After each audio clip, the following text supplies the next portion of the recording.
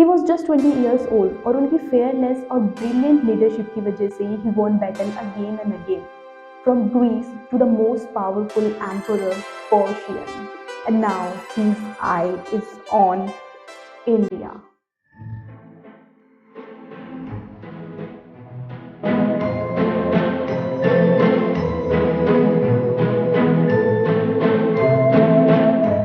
India, जिसे सोने की चिड़िया कहा जाता था, इसकी इतनी प्रोस्पेरिटी की कहानी सुनने के बाद in 327 BC Alexander travelled to India and decided to invade India.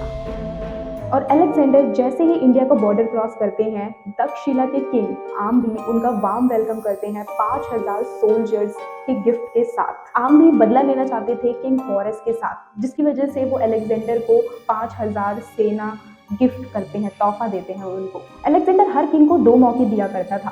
पहला, या तो वो खुद को सरेंडर कर दे अपने पूरे राज्य और अपनी पूरी सेना के साथ अलेक्जेंडर के सामने, और दूसरा जो कि पोरस ने अपनाया। पोरस, जो कि बहुत ही ब्रेव और पावरफुल रूलर थे बिटवीन झेलम एंड चेनाब, जो कि खुद को सरेंडर करने की बजाय अलेक्जेंडर के सामने लड़ने का फैसला लेते हैं। And in 326 BC Alexander river Jhelum की ओर अटैक करने निकल जाते हैं अपने और साथ ही आम्भी के दिए हुए 5000 सिपाहियों के साथ। अब अलेक्जेंडर जैसे ही अपने सोल्जर्स के साथ झेलम नदी पहुंचता है, पूरी झेलम नदी अलेक्जेंडर के सोल्जर्स के खून से लथपथ हो जाती है, क्योंकि रिवर के उस साइड खड़े थे पोरस और उसकी हाथी सेना।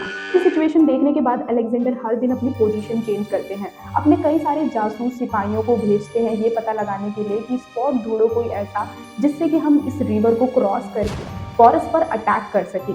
लेकिन सारे पैतरे अपनाने के बाद अलेक्जेंडर फेल हो जाते हैं और फिर अलेक्जेंडर फाइनली अनाउंसमेंट करते हैं कि अब वो किसी भी तरह का अटैक नहीं करेंगे पोरस पर जब तक इस रिवर से पानी को बंद नहीं कर दिया जाता है।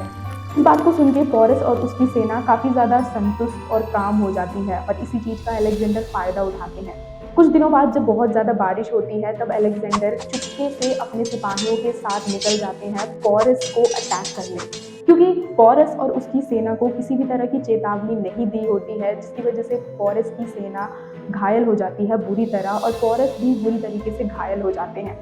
फिर पोरस को अलेक्जेंडर के सामने खड़ा किया जाता है। तभी अलेक्जेंडर उनसे पूछते हैं कि तुमको कैसा ट्रीट किया जाए, और पोरस काफ़ी ब्रेवली उन्हें आंसर देते हैं, मुझे ऐसा ही ट्रीट करो जैसा कि एक किंग को दूसरे किंग के साथ ट्रीट करना चाहिए। इस बात का असर अलेक्जेंडर के दिमाग पे कुछ अलग ही पड़ता है, जिसकी वजह से अलेक्जेंडर तुरंत पोरस को मेडिकेशन के लिए भेज देते हैं और आम्भी की दी हुई 5000 सेना को पोरस को गिफ्ट करते हैं और साथ ही फ्रेंडशिप का हाथ बढ़ाते हैं। और फिर अपनी सेना के साथ अलेक्जेंडर निकल जाते हैं अपने राज्य मैकेडोनिया। और सोचने वाली बात यह है, अगर पोरस भी तक्षशिला के किंग आम्भी की तरह अलेक्जेंडर के सामने खुद को सरेंडर कर देते तो अलेक्जेंडर पूरे इंडिया पर राज करता, और जिसके बाद हम ऐसे इंडियन कल्चर, इंडियन लैंग्वेज नहीं बोल रहे होते। आज हम पूरी तरीके से ग्रीक लैंग्वेज और ग्रीक कल्चर यूज कर रहे होते। हमें पता ही नहीं होता कि आखिर हिंदुइज्म क्या है, हमारा कल्चर कैसा था, कुछ भी नहीं पता होता हमें अपने कल्चर के बारे में। तो what do you think, Alexander the great और पोरस द ग्रेट? कमेंट करके बताओ। और ऐसे ही वीडियो देखने के लिए do subscribe to my channel, like this video and share this video with your friends and family.